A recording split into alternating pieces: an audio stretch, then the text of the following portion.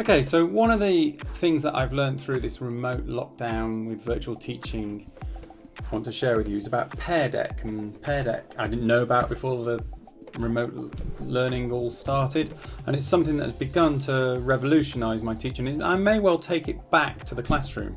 I'm not someone who learns and uses new technology for the case of it. I have to look at it and make sure it actually adds to my teaching, and is not just a gimmick that doesn't enhance pedagogy. It has to really develop and improve the outcomes for pupils, and I think that is the case with Pear Deck. The first thing that I like about Pear Deck is that, particularly in the remote learning, is that I have control of the students' screens. Quite often if you set a PowerPoint as a piece of work they've got to do, they can just race through the screens and get it done as fast as they can. When you start a Pear Deck, you actually have control over what the pupil is seeing in front of them, so they can't race on. The next thing I really like is that you can give instant feedback to pupils. You can, when you enter a text response box, you see the pupils writing on your screen, and so I can instantly say, can you add a capital letter? Can you improve your spelling? Can you develop this idea? Can you develop that thought? Maybe you need to think about this. And the pupils then will act upon that, and you can see them change what they're writing, and you can positively reinforce. You can actually positively reinforce all your students' work very, very quickly. When you're in a classroom, you have to walk around, you've got to view what they're doing, you've got to read it. It takes much longer, but actually the initial reinforcement is much better, and that helps pupils improve quickly. Next thing I like about Pear Deck is helps with the emotional intelligence. All the pupils have to indicate how they are feeling when they start the lesson.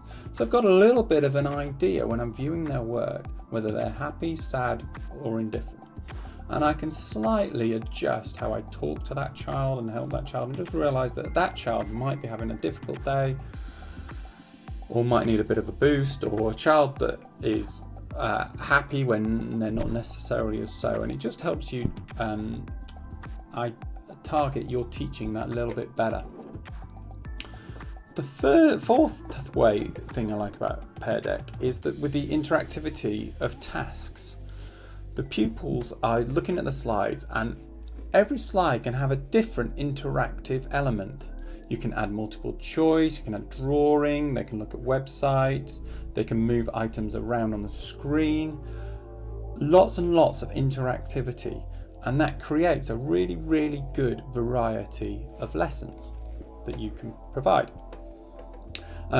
Furthermore, Pear Deck provide a good number of introduction tasks, or critical thinking tasks, or plenary tasks that you can instantly add into your slides that you might not have necessarily thought about as you were planning that lesson.